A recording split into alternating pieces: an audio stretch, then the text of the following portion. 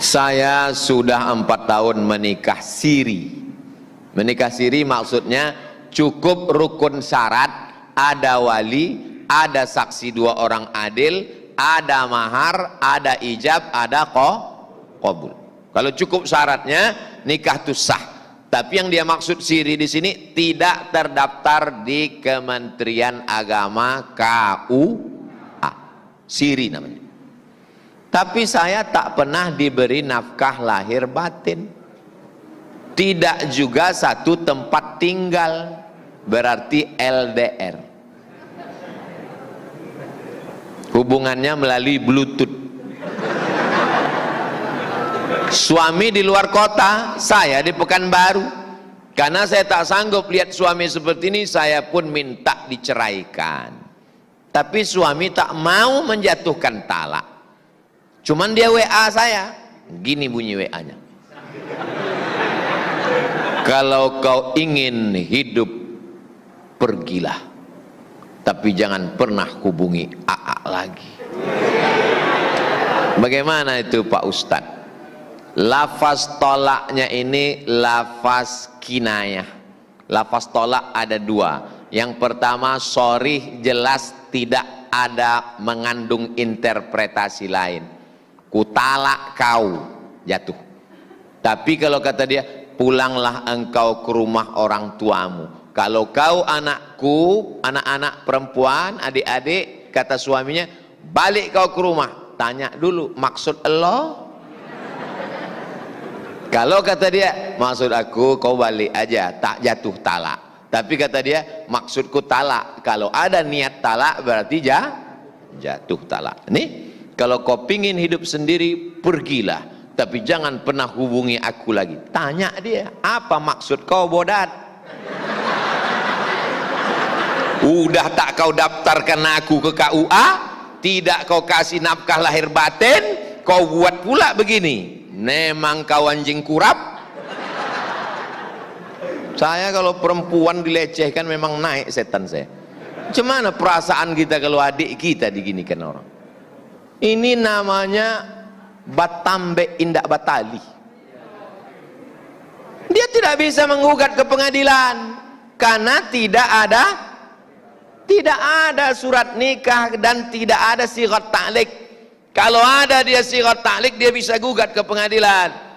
Karena waktu setelah akad kan laki-laki itu membaca sigat ta'liq. Kalau ku tinggalkan dia 6 bulan lamanya, tidak memberikan nafkah zahir dan batin, lalu dia pergi ke kantor pengadilan agama, membayar iwat 10.000 rupiah, maka hakim menjatuhkan talak 1, maka jatuhlah. Ini udah dinikahnya siri, tak dikasihnya belanja, zahir dan batin tidak, didatangi pun tidak, rumah tak dikasih, disuruh begini. Ini cocoknya kalau ada wali 6, ayah, atuk, abang, adik, pakcik, abang, ayah. Maunya ke 6-6-nya ini polisi, tentara, babinsa, babin katipmas. Dipijak-pijak dia sampai keluar tai. Ini laki-laki ini. Hantu ini. Maka aku pesankan kepada kalian, jangan nikahkan anak perempuan nikah siri. Ku pesankan pada kalian perempuan, jangan mau nikah siri. Jelas? Memang kalau belum sarapan nih naik aja bawaan gitu. Aduh Buya. Sewaktu menuntut ilmu, amalan-amalan apa yang Ustadz lakukan sehingga bisa menjadi seperti sekarang? Tak ada amalan-amalan. Pokoknya dihafal aja buku tuh. Soalnya kalau tak dihafal, beasiswa putus. Tak lulus sekali, putus beasiswa 25%. Tak lulus 2 kali, putus beasiswa 50%. Tak lulus 3 kali, diusir dari Al-Azhar, tak dapat tiket balik, siapkan rakit dari Sungai Nil ke Sungai Siak. Ada amalan-amalan khusus. Pertama dapat kitab dari Azhar, ditulis pakai 2 pena, merah sama hijau.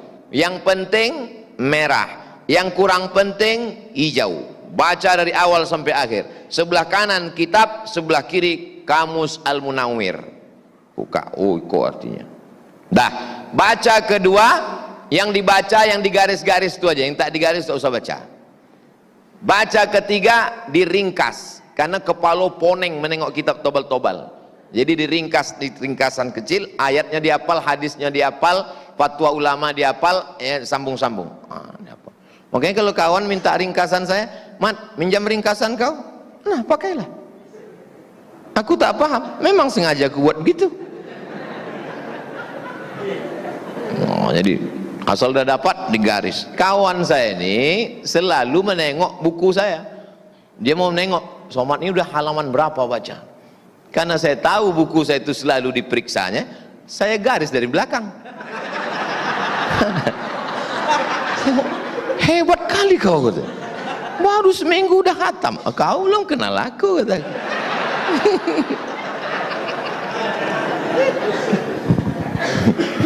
Tahun 1, tahun 2, nilai yang paling tinggi mumtaz, excellent. Nilai di bawah itu jayyid jiddan, baik sekali. Nilai di bawah itu jayyid. Nilai di bawah itu makbul.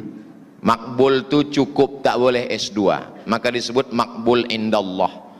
Kalau udah makbul itu untuk Allah ajalah. Nilai saya tahun 1, tahun 2, tahun 3, tahun 4 jayyid. Tidak makbul. Anak Riau zaman kami kuliah di Mesir cuman 75 orang. Yang dapat nilai jayyid jiddan, di atas jayyid itu cuman 1 orang. Buya Muhammad Abdi, anak Buya Bahtiar Daud. Sekarang pimpinan Islamic Center Al-Hidayah Kampar. Lain di bawah itu jayyid semua. Nilai saya jayyid tiap tahun, 4 tahun. Amalannya apa? Takut diusir balik. Jadi kalian kalau mau belajar, bilang sama orang tua, mak ya jangan kirim duit. Insya Allah rajin dalam belajar. Anak-anak sekarang nih, Ustaz tolong nasihati anak saya mau ke Mesir. Kau nanti kalau berangkat ke Mesir, jangan minta duit, cukupkan Al-Azhar, jangan minta balik. 4 tahun jangan minta ongkos balik. Siap? Siap Ustaz. Bangke, 6 bulan balik. Baru sampai ke Mesir sebulan, telepon oma, minta kirimkan salai. Udah balik 6 bulan, datang bapaknya, Ustadz tolong nasihati anak saya. Enggak, sudah. Yang lama aja enggak diamalkannya. Saya 4 tahun tak ada minta duit, 4 tahun tak ada minta salai, 4 tahun tak ada minta ongkos balik. Belajar. Kalian kalau mau belajar, karena orang tua saya tegas, kau kalau mau ke Mesir ku kasih duit, tapi kalau mau main-main pilih 2, sekolah apa bebini. Kalau bebini adu sawit, kalau enggak sekolah poi sejauh mata memandang. Aku sekolah mak, apoilah sekolah. Ya anak-anak ini tak jelas. Kau memilih sekolah apa bebini? Dua-duanya. Bagaimana caranya agar kita taat pada suami? Sementara terkadang suami menguji kesabaran. Sifat suami selalu menguji kesabaran Pak Ustadz. Saya berarti suami ibu itu tukang uji. Saya ingin konsisten untuk selalu taat pada suami. Pertanyaannya mengawang-awang, tak jelas. Saya kalau tanya sama saya jelas apanya, apa pertanyaan. Suami saya ini menguji-nguji. Gimana cara dia menguji? Apa masalahnya? Apa masalahnya? Menguji dia maksudnya mau kawin lagi. Kau kalau mau cepat kau masuk surga, izinkan aku nikah sekali lagi. Ibu kalau sanggup izinkan. Kalau tak sanggup bilang aku tak sanggup. Aku tak sanggup kau duakan, maka ku gugat ke pengadilan. Itu bukan menguji. Tak semua perempuan sanggup. Ibu sanggup? Uji apa maksudnya ini? Uji belanja. Aku tak sanggup ngasih kau makan, kata dia. Kaulah bekerja cari makan. Laki-laki itu kewajibannya 5. Ngasih makan, ngasih pakaian, ngasih tempat tinggal, mengasih pendidikan. Pendidikan ibu itu tanggung jawab laki. Karena tak sanggup dia ngajar ibu, diizinkannya ibu pengajian subuh ini. Bang, aku mau pengajian. Pergilah kau pengajian. Abang tak pengajian. Abang ngantuk kali main gaplek tadi malam.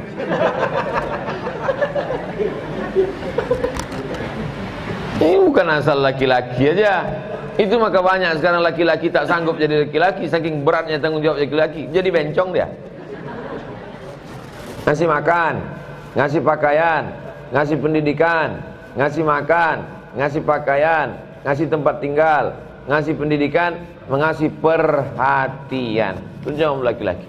Kalau tak dikasihnya yang 5 nih, ibu panggil wali ibu. Wali ibu 6. Ayah, atuk, abang, adik laki-laki, abang ayah, adik ayah laki-laki. 6 wali ini memanggil si laki Fir'aun nih. Sini kau setan. Dulu pandai kau meminang anak kemanakan kami. Setengah mati kami menyekolahkannya. Kaki jadi kepala, kepala jadi kaki. Tunggang langgang lintang pukang kami menyekolahkannya. Sekarang kau semena-mena aja. Apanya mau kau ini sekarang? Apalagi kalau kita ada jabatan, yang polisi letakkan pistol situ, walaupun tak ada pelurunya. Yang Satpol PP, kerahkan Satpol PP, panggilkan. Kau kasih ini, jaga anak. Tak juga dapat solusi. Perempuan punya hak, namanya khuluq. Perempuan dalam Islam itu dimuliakan. Jangan mau dibodohi laki-laki. Kau setelah nikah sama aku, maka semua surat tanahmu milikku, mobilmu milikku, rumahmu milikku, surgamu di bawah tapak kakiku. Bodoh. Jangan mau dibodohi laki-laki. Perempuan dalam Islam dimuliakan. Wajib perempuan taat sama laki-laki. Tapi laki-laki yang takut kepada Allah. Ini laki-laki pakai narkoba, pemabuk, pezina. Tahu pula dia menasihati pulang, kau mesti takut kepada Allah. Kau aja sakau.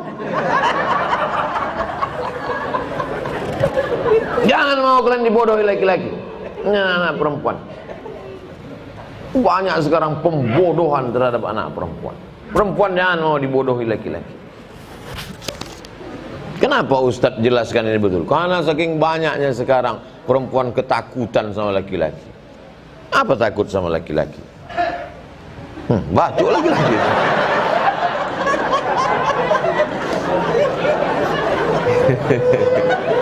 Begitu kalau laki-laki soleh, dia tak ngamuk, batuk aja. Itu namanya tekanan batuk cinta. Assalamualaikum Ustadz. Waalaikumsalam warahmatullahi wabarakatuh. Saya mau nanya di luar topik. Semua orang tuh di luar topik tadi. Saya diamanahkan sejumlah uang oleh ibu saya pada saat beliau masih hidup. Uang tersebut untuk disimpan, dititipkan ke saya sampai beliau meninggal. Tak ada pesan mengenai uang tersebut. Pertanyaan saya, apa yang harus saya lakukan terhadap uang tersebut? Kalau disuruhnya simpan, simpanlah. Apakah termasuk dalam harta warisan, Pak Ustadz? Ini ada uang, simpanlah, kata dia. Simpanlah uang. Kata simpan itu mengandung makna titipan wadi'ah atau hibah. Ini ada duitku, tolong kau simpan. Makna kalimat simpanlah itu mengandung makna titipan, tolong simpan sebagai wadi'ah atau sebagai hibah, hak milik. Menurut sebagian bapak-bapak hibah. Gimana, Pak? Menurut bapak hibah atau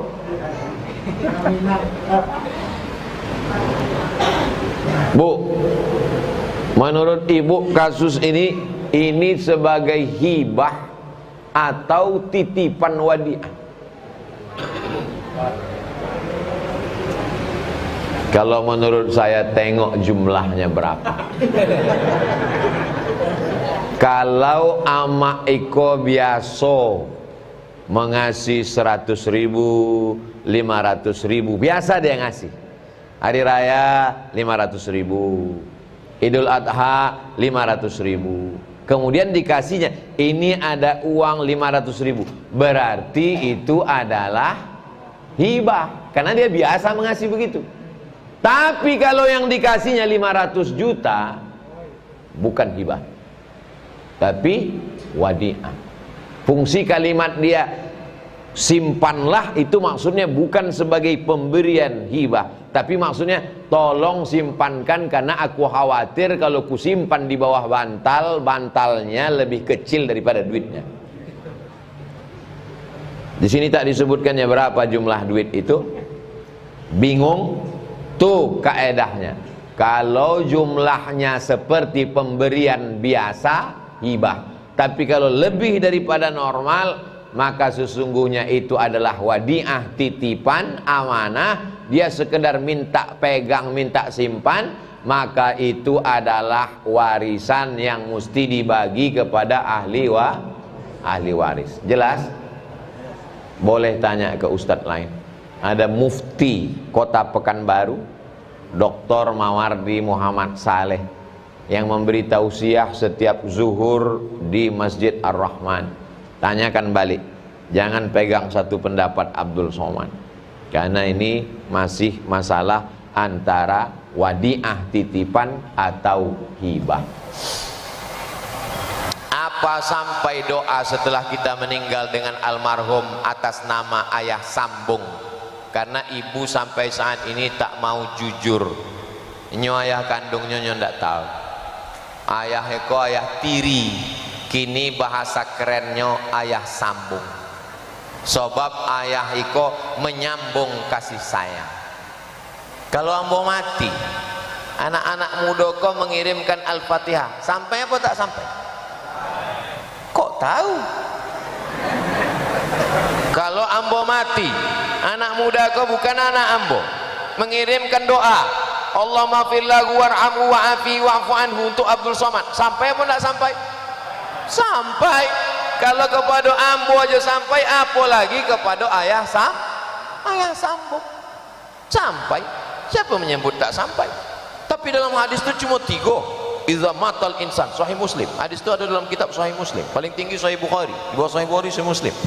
Namanya Imam Muslim Ibnul Hajjaj Al-Qushairi An-Naisaburi, meninggal pada tahun 261 Hijrah. Imam Ahmad bin Hanbal 241. 21 tahun sesudah Imam Ahmad meninggal Imam Muslim. Sezaman, beda 20 tahun. 21 tahun, 20 tahun. 261. Dalam Sahih Muslim, idza matal insan, kalau manusia mati, inqata'a, putus. Kau yang salah paham tadi, dianggapnya yang sampai itu cuma anak kan? Andu. Katanya putus. Yang sampai cuma 3. Pertama, sedekahun jariyah. Dan kedua, ilmun yuntafa'u bih. Dan ketiga, waladun shalih. Nya salah paham. Anaknya itu amal ini. Sebab kalau bininya itu cuma ditengoknya, jadi tak anak. Banyak orang tidak paham apa makna anak itu sebagai amal. Anak awak itu kan amal awak itu. Itu maksud hadis itu. Jadi jangan nanti kalau diundang tahlil, ayo awak tahlil dulu mas. Tidak usah tahlil, lah putih. Apa nan putih kok apa? Nan putih itu amal orang mati itu putih. Amal orang hidup untuk yang mati putih apa enggak? Enggak putih. Joleh. Sebab di sini banyak jangan tahlilan, amal enggak sampai, sampai siapa orang namanya amal doa awak pada orang mati tidak sampai, jenazahnya jangan solatkan. Solat jenazah itu amal orang mati apa amal orang hidup? Amal orang hidup untuk orang Allahu Akbar, Al-Fatihah. Allahu Akbar, solawat. Allahu Akbar, Allahumma fir lahu. Fatihah sampai, solawat sampai, doa sampai. Jadi kalau ada orang Pekanbaru mengatakan tidak sampai, jenazah wa angso kami campakkan ke Sungai Siak. Jika seorang wanita sedang cakap, sedang berhalangan, apa boleh wanita itu memegang Quran masuk ke tempat ibadah? Karena saya bingung, Ustadz dari SD, SMP sampai SMA guru saya berpendapat berbeda-beda. Saya ingin minta pendapat Ustadz di sini supaya saya bisa memiliki keyakinan yang tetap.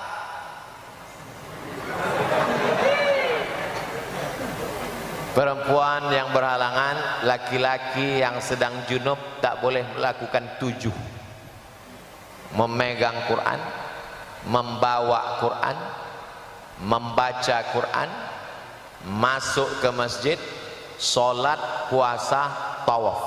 7. Sumbernya Al-Fiqhul Islami wa Adillatuh, Syekh Wahbah Az-Zuhaili. Jadi kami perempuan yang hafal Quran macam mana? Perempuan ada dispensasi 2, boleh membaca Quran. Yang pertama, mengulangi hafalan, bacanya dalam hati. Perempuan yang hafal Quran itu bisa dia ulang bacaannya tapi tak keluar dari mulut, dalam hati. Makanya nanti kalau ada perempuan nampak diam aja, itu berarti mengulangi hafal. Tanyalah, ibu hafal Quran? Indah. Berartinya sedang memikirkan sembako. Ambo dak nyobi minyak goreng. Yang kedua, guru mengaji. Guru di TPA boleh mengajar Quran tapi ayatnya potong-potong. Jangan ya ayyuhalladzina amanu kutiba alaikumus shiyamu kama kutiba alal ladzina min qablikum la'allakum tattaqun. Tak boleh. Dia potong-potong. Anak-anak ikut ibu ya, ya.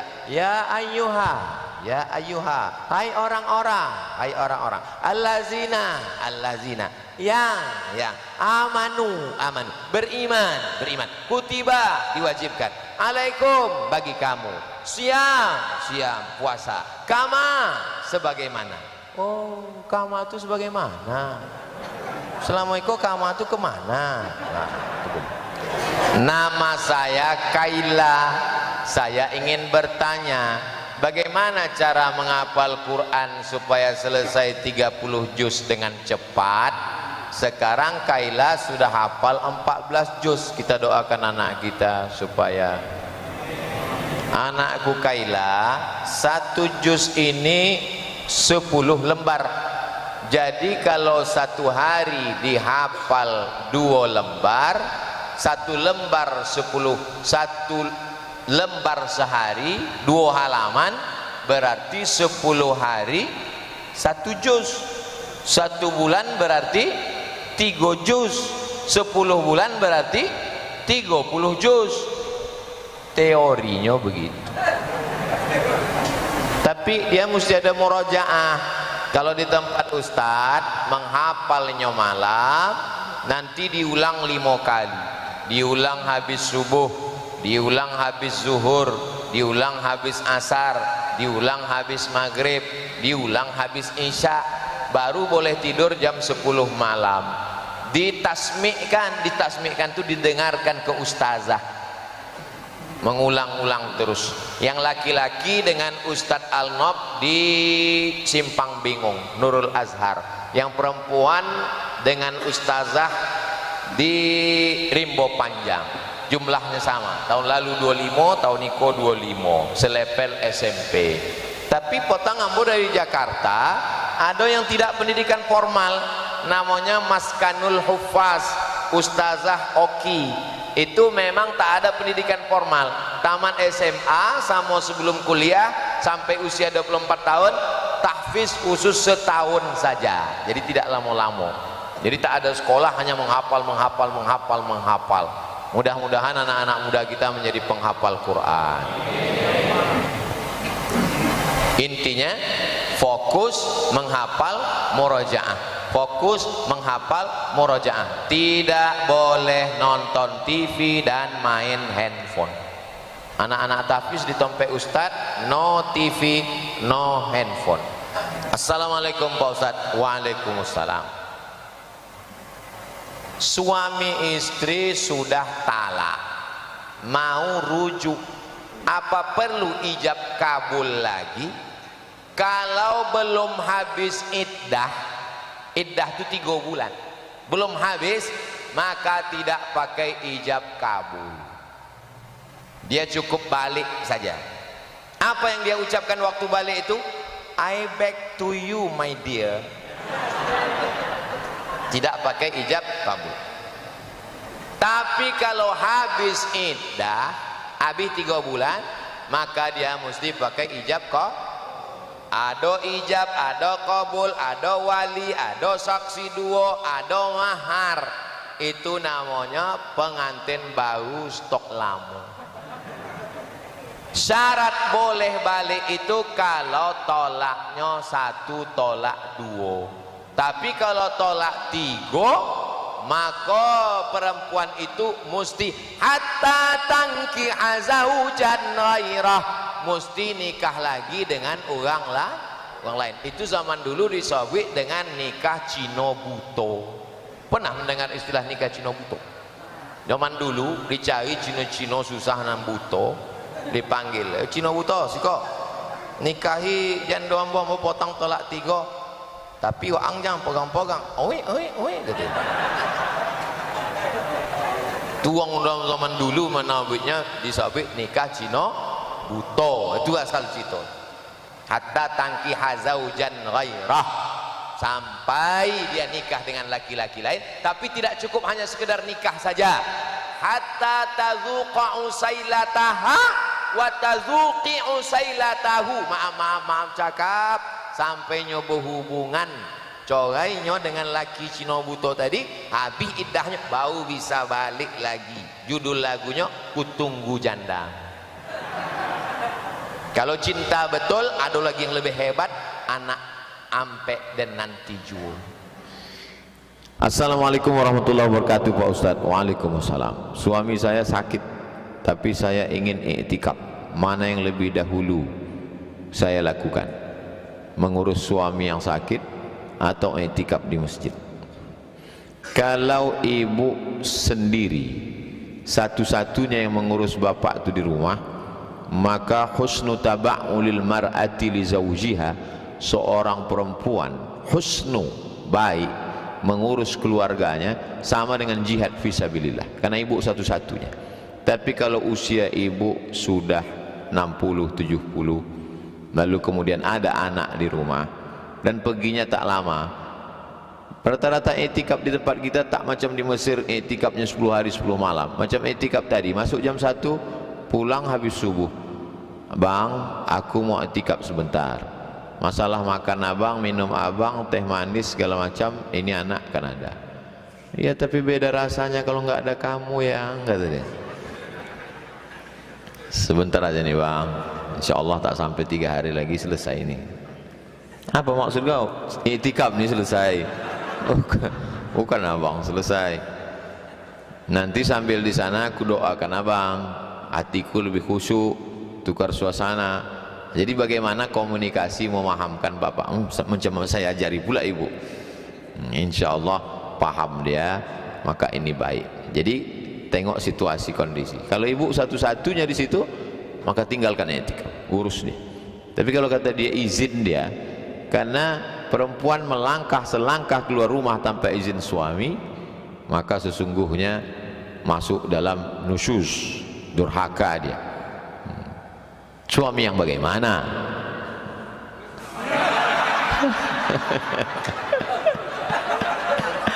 Suami yang takut, suami yang takut kepada Allah. Karena banyak sekarang suami tak sembahyang, tak puasa, tapi mengatakan surgamu di bawah tapak kakiku. Kaki yang mana bang? Itu. Jadi suami yang takut kepada Allah. Kalau ada suami memerintahkan macam-macam kepada istri, la ta'ata li makhluqin fi ma'siyatil khaliq. Tidak wajib taat kepada makhluk kalau menyebabkan maksiat kepada Allah Subhanahu wa taala. Kau sejak menikah sama aku, surat tanahmu, surat mobilmu, surat rumah milik aku, karena surgamu di bawah tapak kakiku. Abang ngaji di mana? Ini tak betul. Jadi perempuan posisinya mulia, dia ar-rijalu qawwamuna 'alan nisa, laki-laki meluruskan kekeliruan kalau perempuan itu salah. Khuliqatil mar'atu min dhila'. Perempuan itu diciptakan dari tulang rusuk. A'wajuha a'laha, tulang rusuk yang paling bengkok pada bagian atas. In akhazta aqamtaha kasartaha. Kalau kau paksa dia lurus, patah dia. Perempuan ini unik. Kalau dipaksa lurus, patah dia. Tulang rusuk itu kalau dipaksa lurus, patah. Tapi kalau diikut, laki-laki ikut jadi bengkok. Banyak-banyak laki bengkok gara-gara ikut bini bengkok. Oleh sebab itu, maka perlu tahu hukum. Pertanyaan ini bagus. Assalamualaikum Pak Ustaz. Waalaikumsalam. Bolehkah kita bayar fidyah setelah bulan suci Ramadan? Fidyah afdal dibayar. Aslinya fidyah itu begini. Suami sakit atau kita sendiri sakit, lalu kemudian kita suruh anak kita masak. Kau masakkanlah aku. Masakannya itu dibawakan ke fakir miskin supaya fakir miskin itu makan. Tapi kan sama-sama puasa Pak Ustaz, supaya makan dia nanti waktu berbuka. Itu aslinya bayar fidyah itu begitu.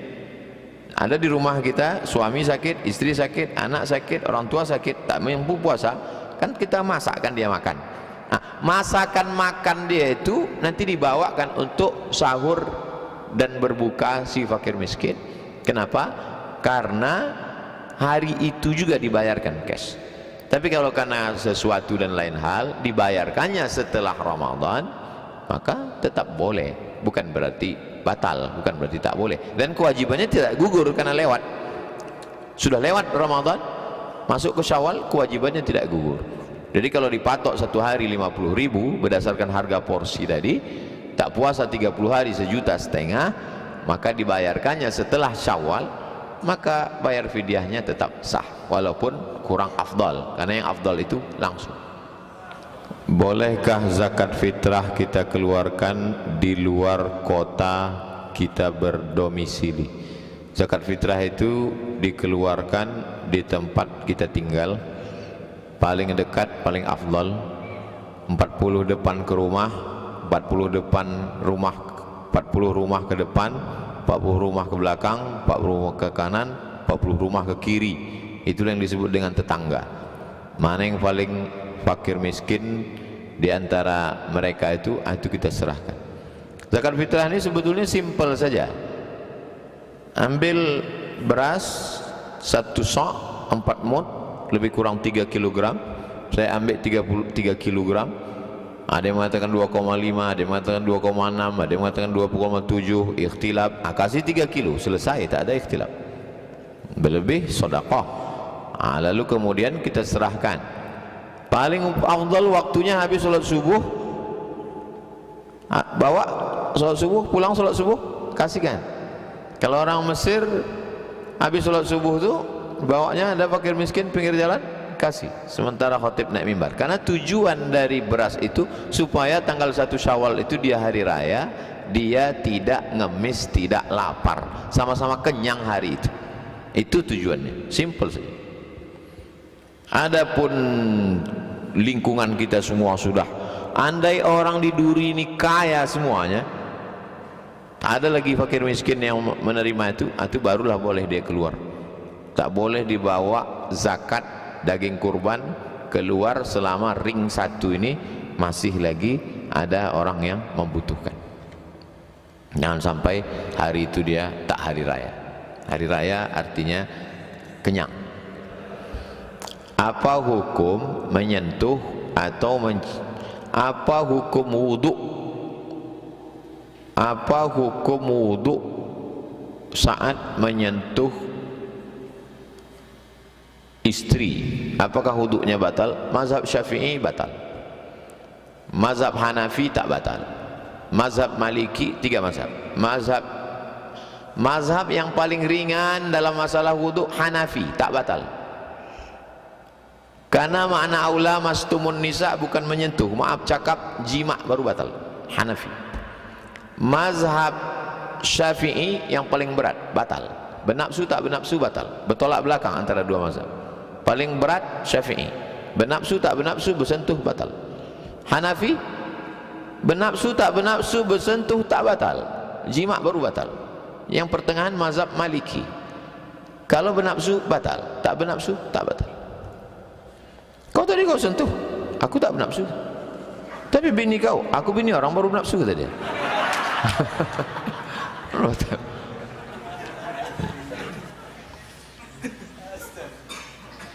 Mazhab Hanafi, bersentuh, bernafsu, tak bernafsu, tak batal. Mazhab Syafi'i, bersentuh, bernafsu, tak bernafsu, batal. Pertengahan, Maliki, bernafsu, batal, tak bernafsu, tak batal. Tapi jangan cara wuduknya Syafi'i, pas membatalkannya pindah ke Maliki. Ini tak betul.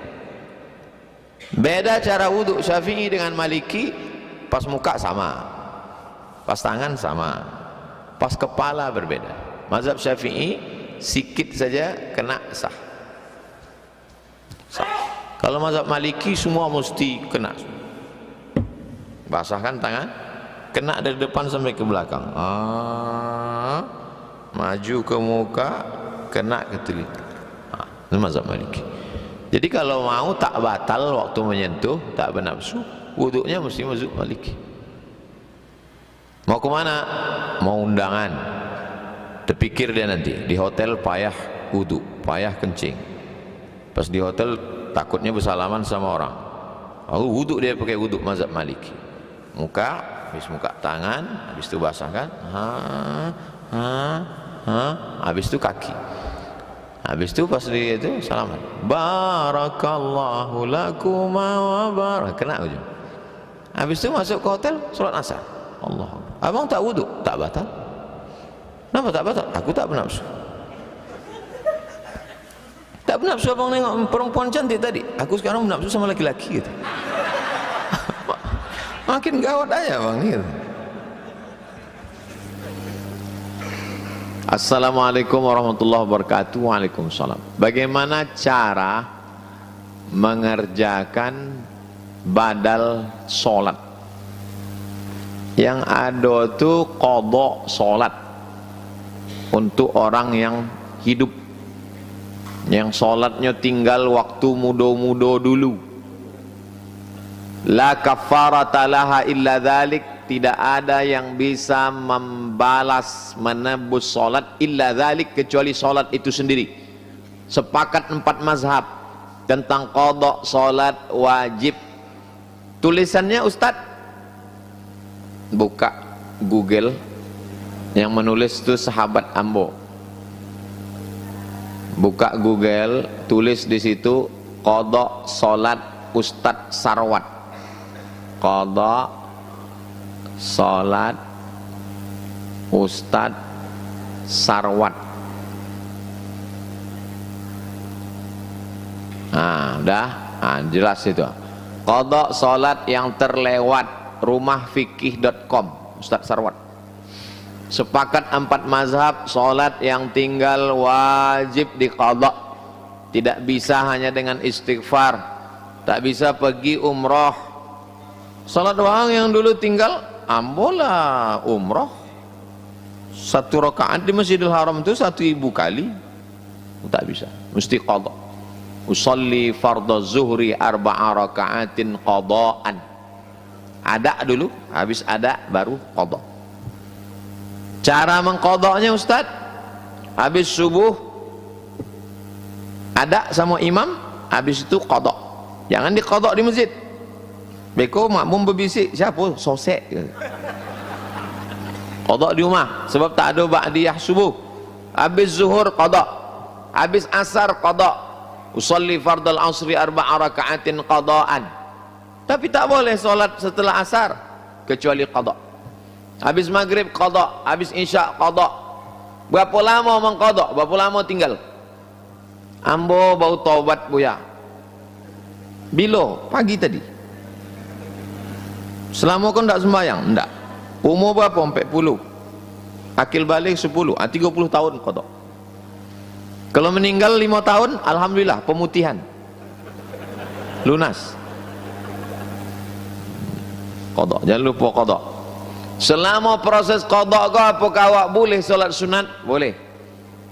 Ba'diyahnya bisa sebelum qadha atau sesudah qadha. Habis solat zuhurnya berzikir, berdoa. sesudah itunya ba'diyah, habis ba'diyah qada boleh, atau qada dulu habis qada ba'diyah boleh. Sama macam solat jenazah, jamaah ini jenazah, habis itu solat jenazahnya, habis solat jenazah tetap boleh ba'diyah. Itu tentang masalah. Sebab pertanyaan ko nyesobi badal solat, yang ada badal haji. Badal haji, awak meninggal, awak ingin membadalkan hajinya, bisa. Labbaik Allahumma hajja, aku sambut panggilanmu untuk menghajikan. Apa dalilnya? Sahabat Nabi, labbaik Allahumma syubrumah. Kata Nabi, syubrumah kau siapa? Akhi, saudaraku. Kau menghajikan syubrumah? Iya. Kamu sudah haji? Belum. Kata Nabi, hajikan dulu dirimu. Itu menunjukkan tak boleh badal haji kalau yang membadalkan itu belum haji. Haji awak dulu baru badalkan. Adapun membadalkan solat orang yang sudah meninggal dunia, solatnya habis itu dikirimkannya pahala solat ini. Ya Allah, sampaikanlah pahala solatku ini kepada almarhumah, sampai sah. Tapi dia tidak wajib menggantikan. Yang wajib digantikan itu puasa. Man mata, siapa yang mati, wa alaihi siyamun, dia punya utang puasa, soma anhu waliyuhu, maka ahli warisnya membayarkan puasanya. Jadi kalau sama awak, ayah awak dulu ada utang puasa, maka puasanya digantikan oleh anak. Kalau ada catatannya, kalau tidak ada apa boleh buat. Itu tentang masalah. Adapun membayarkan beras, ada di tradisi di beberapa kampung awak, kalau meninggal dibayarkan beras untuk almarhum meninggal dunia. Itu ceritanya agak panjang sedikit. Kata Imam Syafi'i, siapa yang berniat iktikaf matinya meninggal dunia, maka satu malam iktikafnya itu bisa dibayar 1 mud. 1 mud itu 7 on setengah. Siapa yang berniat i'tikaf meninggal belum terlaksana i'tikaf, maka 1 malam i'tikafnya itu bisa dibayarkan 1 mud. Kata Imam Syafi'i. Datang Imam Al-Baghawi, kata Imam Al-Baghawi, kalau 1 malam i'tikaf bisa 1 mud, maka 1 solat pun yang tinggal bisa dibayar 1 mud. Kata Imam Al-Baghawi. Datang Imam An-Nawawi, aku 3 kok, Syafi'i, Baghawi, Nawawi. Kata Imam Nawawi dalam kitab Majmu' Syarah Muhazzab, itulah dalil orang yang membayarkan beras untuk yang meninggal dunia, tapi ambo indak mengamalkan. Kalau ditanya orang ada jawabnya, tapi ambo indak mengamalkan. Maka waktu keluarga ambo ada meninggal, nyoba tanya ke ama ambo, iko awak bayarkan beras seguni? Tanya kamu, kata ambo enggak. Kenapa? Sebab kalau awak lakukan niko, beko orang kampung awak enggak sembayang. Awak enggak sembayang, boleh lah banyak. Tapi kalau ada orang membuat, terserah. Sebab ada dalam kitab Majmu' Syarah Muhazzab, diambil Imam Nawawi dari Imam Al-Baghawi, Imam Al-Baghawi mengambil dari Imam Asy-Syafi'i. Apa hukum mengusir anak-anak di masjid dengan alasan ribut?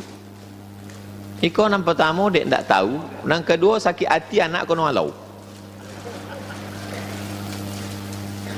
Selama di masjid itu masih ada anak-anak ribut-ribut, lari-lari, menjerit-jerit, berbahagialah, karena 20 tahun akan datang masjid itu tetap ramai dengan sholat berjamaah.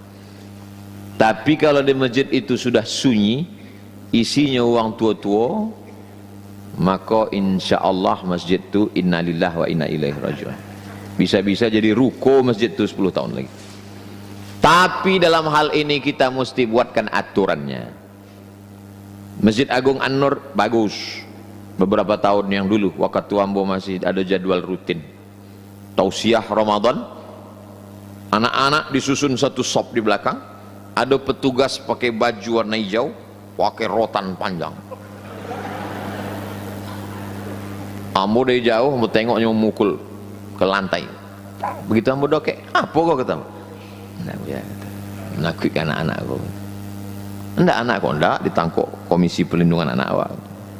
Nah, jadi anak-anak dibuat satu sop, ada satu yang remaja untuk mengawasinya. Anak-anak yang dibawa, sholat bersama ayah ibunya ke masjid ini yang sudah mumayyiz. Mumayyiz kok belum akil balik, tapi sudah bisa tunjuk ajar. Macam mana cara menengok anak kau mumayyiz? Kalau nyo ribut, awak giko kan mulut awak. Diamnya, itulah mumayyiz. Tapi kalau awak giko kan mulut awak, digiko kan mulut awak. itu poneng kepala awak.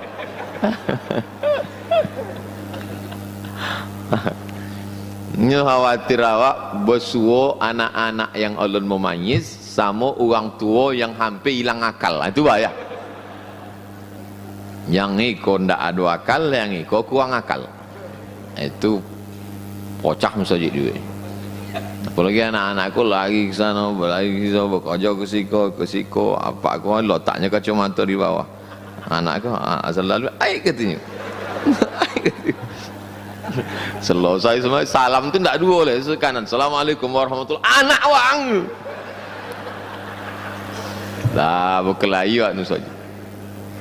Balik ke rumah, itulah kan lama sabik kita kawan. Tak usah kamu sajik lagi. Jadi awak jago, awak sama-sama jagolah masalah membawa anak. Apalagi kalau anak tadi belum mumayyiz, pakai pampers. Karena kalau tidak tumpah air najis ke karpet. Bahaya. Nah, ini jangan sampai tak dibawa sama sekali, tapi jangan pula bebas. Nabi pernah lama sujudnya. Sahabat makmum menyangka turun wahyu. Apa kau lama? Rupanya cucu naik ke tengkuk. Nabi pernah khutbah ke atas mimbar. Waktu khutbah tu turun dari atas mimbar. Turunnya dari atas mimbar. Lari ke sebelah kanan. Di sebelah kanan kok kamar Nabi sama Ibu Aisyah. Di belakang tu kamar Fatimah sama Sayyidina Ali. Rupanya Hasan sama Husain sedang bawa buik kain. Turun Nabi melerai cucu, digendongnya. Apa kata Nabi? Innama amwalukum wa auladukum fitnah. Memang cucu kau ujian, kata Nabi. Sayang Nabi ke anak-anak. Di antara orang yang ada sayang dalam hatinya, sayang kepada anak-anak. Suatu ketika Nabi sedang duduk. Di sebelah kau ada anak ketek. Di muka anak ketek kau ada ceret tempat air minum. Apa kata Nabi ke anak ketek kau? Boleh aku ambil ini. Nabi tu awak pergi keluar. Oh, tak masuk surga so Nabi semua anak. Ada anak ketek namanya Abu Umair, digelar Abu Umair. Ini ada burung pipit kan Nughair. Mati burung pipitnya kok. Menangis anak ketek kok mati burung pipit. Apa kata Nabi menggodanya? Ya Abu Umair, ma fa'alan Nughair? Anak ketek, apa cerita burung pipit kau tahu? Tengok. Diciumnya Hasan Husain di poloknya. Datang orang Arab Badui. Apa kata orang Arab Badui? Ambo 10 anak ambo laki-laki, ndak ada ambo cium-cium. Kata Nabi, man la yarham la yurham. Siapa yang ndak ada kasih sayang, maka ndak disayang Allah SWT. Jadi kalau awak ke masjid rajin solat menengok anak ketek naik dah, aiko belum putih kaji. Nah, ASSWRWB. Begitu tulisannya, Pak. Assalamualaikum warahmatullahi wabarakatuh. Lebih utama mana? Salat sunat isyraq apa duha? Waktunya dari terbit matahari sampai lewat qaida ramhin setinggi tombak. Tadi sudah awak ukur jam 6.8 boleh sampai 5 boleh mini sebelum azan zuhur. Berarti dari jam 6.8 boleh sampai jam 2 boleh kau waktunya. Dari jam 6.8 boleh sampai jam 2 boleh. Dari jam 6.18 sampai jam 12 waktunya. Apa saja solat yang ada di dalam waktu nan pendek kok? Kalau solat subuhnya berjamaah, tidak keluar masjid, duduk berzikir mengingat Allah sampai terbit matahari, maka namanya salat sunat isyraq. Kalau inya salatnya di masjid, sesudah itu nya balik ke rumah salat inya, maka namanya duha. Kalau inya salat waktu anak onta tak bisa menempelkan perutnya ke lantai, ini pasir panas disinari, dalam Sahih Muslim, salatul awwabin hina tarmidul fisal. Anak onta karena perutnya masih tipis tak bisa menempelkan perutnya ke pasir. Kenapa tak pakai jam? Karena zaman itu tidak ada jam. Kok jam kok bid'ah kok? Tidak ada jam zaman Nabi. Makanya Nabi selalu menyebut setinggi tombak anak onta. Kenapa pakai itu? Karena waktu itu penggunaan waktu dengan matahari, setinggi tombak. Ketika anak onta tak bisa menempelkan perutnya ke pasir, di agak-agak jam seboleh salat, namanya salat awabin. Berarti ada 3 salat. Kalau cukup ompek syarat, subuh berjamaah, duduk berzikir dengan Allah sampai terbit matahari, salat sunat 2 rakaat, isyraq namanya. Kalau dilaksanakannya waktu panih angin, awabin namanya. Kalau dibuatnya jam 7, jam 8 atau setengah 7, 6.30, tapi dia tidak iktikaf di masjid, di rumah, duha juga namanya. Tapi duha itu jam 8, jam 9, jam 10 kata guru-guru awak, itu waktu afdal. Jadi secara umum namanya duha. Tapi kalau cukup 3 syarat tadi namanya isyraq. Kalau inya tidak cukup 3 syarat namanya duha. Kalau angin awabin. Kalau usolinya dibuatnya duha sodanya sah, dapatnya keutamaan tadi itu. Sebab penggunaan nama itu ditempelkan kepada momen atau waktu. Sama macam solat tahiyatul masjid. Mana ada Nabi mengajarkan solat sunat tahiyatul masjid? Tidak ada hadis. Yang ada hadisnya, idza dakhala ahadukumul masjid, kalau kamu masuk masjid, fala yajlis, jangan duduk, hatta yusalli raka'ataini, sembahyang 2 rakaat. Sembahyang apa namanya? Kan payah itu. Wanglah sholat tadi. Sholat apa? Sholat apabila kamu masuk masjid maka janganlah kamu duduk. Panjang itu. Jadi nama itu datang belakangan. Nah itu tentang duha. Jadi kalau ditanya mana yang lebih utama? Lebih utama isyraq. Kenapa? Karena berat. Syarat isyraq 3. Sholat subuh berjamaah, duduk berzikir dengan Allah sampai terbit matahari. Kalau duha tak ada syarat ketat macam itu. Al jaza' ala qadril amal. Semakin berat syarat, semakin besar pahala. Tapi katanya semakin ikhlas Pak Ustaz. Ikhlas mana ada yang tahu? Malaikat pun tidak tahu apa ikhlas. Ikhlas itu hanya Allah dan awak yang tahu dalam hati. Malaikat tidak tahu ikhlas. Kalau memang malaikat tidak tahu ikhlas, kenapa malaikat bisa menulis? Siapa yang berniat baik tulis 1, kalau jadi tulis 2, kalau tidak jadi tulis C. Dari mana malaikat tahu? Dalam kitab Ar-Risalah Al-Qushairiyah, kata Imam Al-Qushairi, waktu orang itu ingin berbuat baik, malaikat mencium harum semerbak. Tulisnya 1. Malaikat tidak tahu apa yang di dalam. Ini cuma mencium bau aroma. Baik. Tulis 1. Jadi kalau ada uang yang tidak pernah berniat baik, berarti apa yang dicium malaikat? Sambal belacan gitu malaikat. Jika kita mau memberikan zakat fitrah kepada saudara kita yang susah, boleh apa tak boleh? Tidak boleh memberikan zakat kepada orang yang wajib dinafkahi. Adinda, ini beras 3 kilo sekaligus nafkah abang bulan niko. Tidak boleh. Sebab apa? Sebab istriko wajib diberi nafkah. Maka anak, bini, orang tua, mertua tak boleh dikasih zakat, baik zakat fitrah maupun zakat mal. Tapi saudara kandung tidak wajib dinafkahi. Jadi kalau ada saudara kandung kita susah, miskin dia, apa beda fakir sama miskin? Tidak ada income pemasukan sama sekali, fakir. Ada pemasukan tapi tak mencukupi kebutuhan pokok. Berapa kebutuhan pokok orang Pekanbaru? Misal 3 juta, dia sebulan cuma 1 juta, maka dia masuk kategori miskin, maka dia berhak menerima zakat. Tidak boleh memberikan zakat fitrah atau zakat mal kepada orang yang wajib dinafkahi. Bapak tak boleh memberikan zakat fitrah atau mal kepada istri.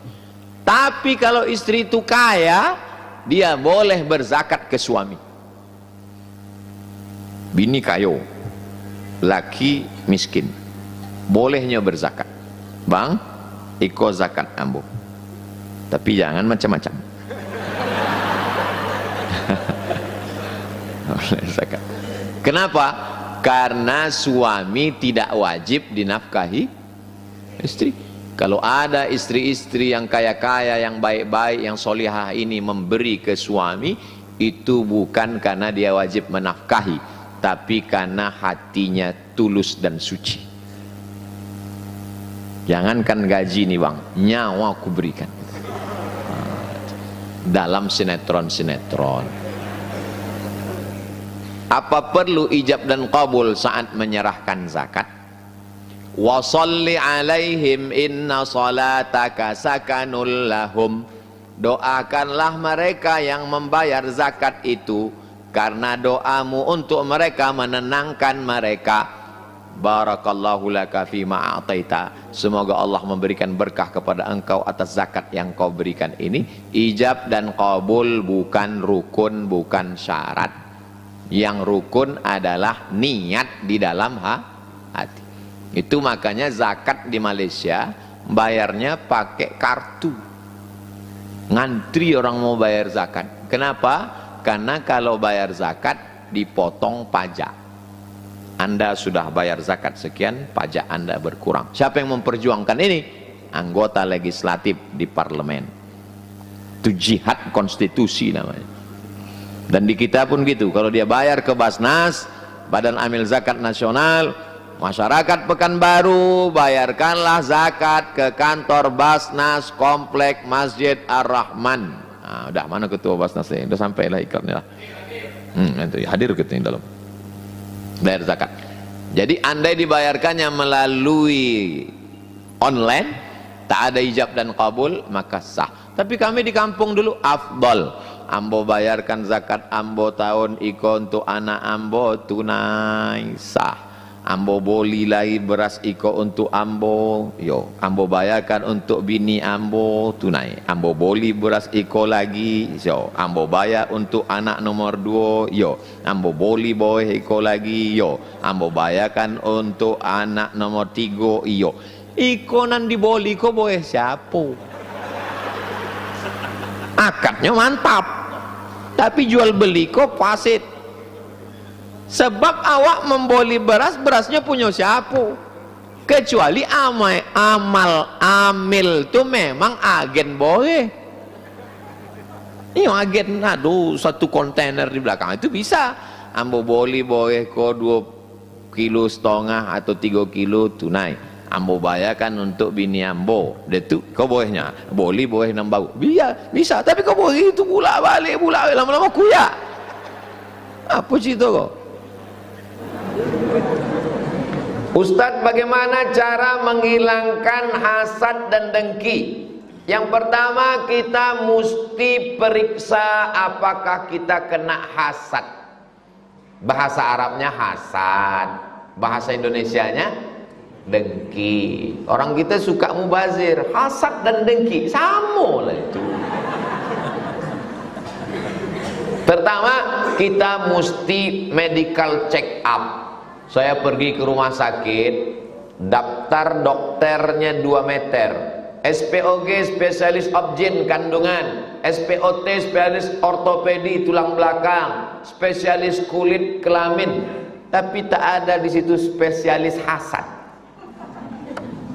Jadi yang tahu hasad itu cuman kita. Bagaimana cara mengukur kita sudah hasad?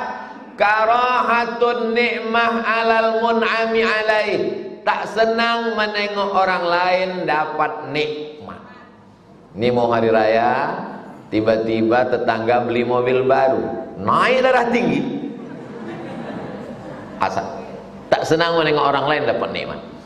Baru 50%. Bagaimana melengkapkannya jadi 100? Wa hubbu zawaliha, ingin supaya nikmat tadi hilang, maka muncullah hasud. Dari hasad menjadi hasud. Kenapa si anu itu rumahnya besar, Bu? Iyalah, dia kan suka ternak.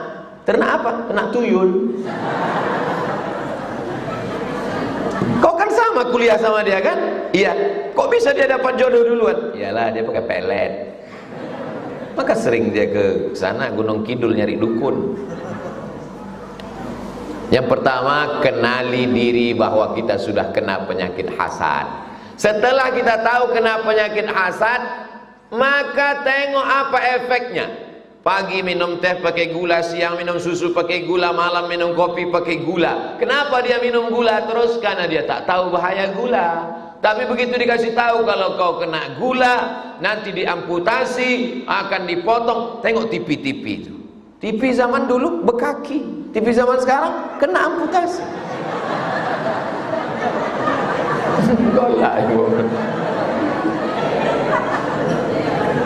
Datang rasa takut. Nah, hasad ini bahayanya apa? Lebih bahaya daripada diabetes. Iyyakum wal hasada. Jauhilah penyakit hasad dengki. Fa innal hasada ya'kulul hasanat. Hasad memakan segala amal kebaikan kita. Kama ta'kulun narul hatab. Sebagaimana api memakan kayu bakar. Puasamu melayang, sedekahmu hilang, ceramah kau terbang gara-gara hasad. Doakan hati Ustaz Somad supaya tak hasad. Hasad ini luar biasa, menengok orang lebih muncul. Yang ketiga, doakan orang yang dapat nikmat itu di depan dia. Dia lebih dulu nikah. Barakallahu lakum wa baraka alaikum wa jama'a bainakum fi khair, walaupun hati tak ikhlas. Allahumma barik lahu.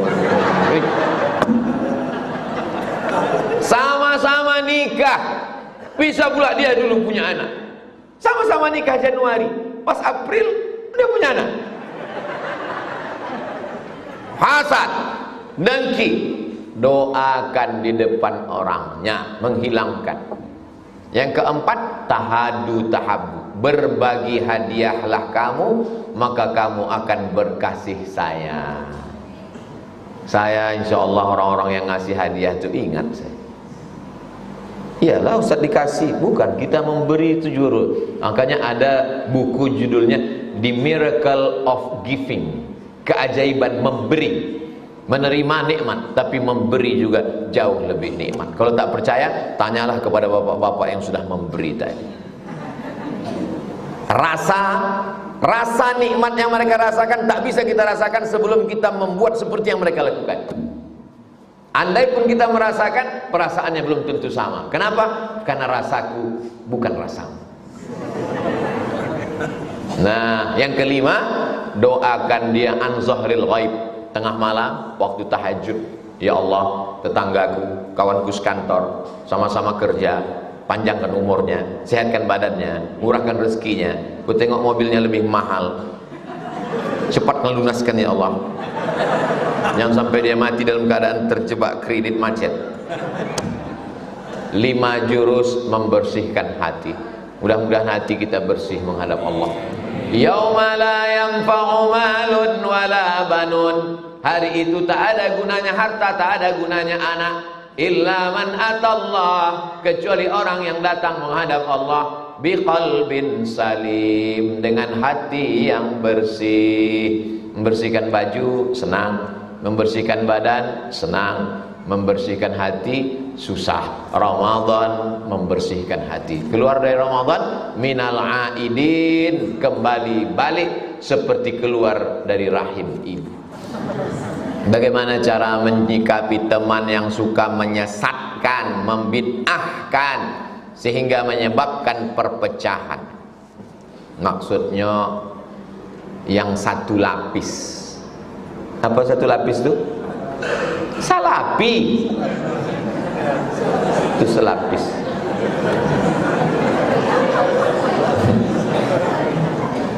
Kenapa dia selalu mengejek Abdul Somad, mencaci maki, sumpah serapah? Karena ada 3. Yang pertama, Dia mengatakan orang yang berakidah Asy'ari adalah kafir. Saya berakidah Asy'ari. Saya di Perti, Persatuan Tarbiyah Islamiyah, sebagai komisi fatwa. Ketua Perti Profesor Alaidin Koto. Inyak Canduang, Inyak Jaho, Perti. Buya Hamka dalam tulisan 1980 menulis bahwa kita dalam akidah berakidah Asy'ari. Buka buku 37 masalah populer dalam pembahasan masalah Syiah. Ketika Buya Hamka diajak untuk ikut Syiah, Buya Hamka mengatakan kami orang Indonesia berakidah Asy'ari. Sedangkan Salafi mengatakan Asy'ari sesat. Jadi amboko di matonyo sase. Yang kedua adalah masalah tawassul. Bertawassul kepada Nabi sebelum berdoa kepada Allah, menyebut Nabi. Ya Allah, barakat Nabi Muhammad, barakat Syekh Bahauddin Naqsabandi, barakat Syekh Abdul Qadir Al-Jilani, kabulkanlah doa kami. Dia mengatakan orang yang bertawassul musyrik. Saya kalau berdoa bertawassul dengan Nabi, maka amboko di matanya musyrik. Yang ketiga masalah berbeda pendapat. Asal beda dengan dia bid'ah. Maulid Nabi bid'ah, nuzul Quran bid'ah, malam 1 Muharram bid'ah, halal bihalal bid'ah, Maulid Nabi bid'ah, Barzanji bid'ah, marhaban bid'ah, Sayyidina bid'ah, kunun subuh bid'ah, zikir jahar bid'ah. Asal berbeda sama dia bid'ah. Kalau sudah bid'ah dolalah, kalau sudah dolalah finnar. 3 simpang yang tidak bisa bersama.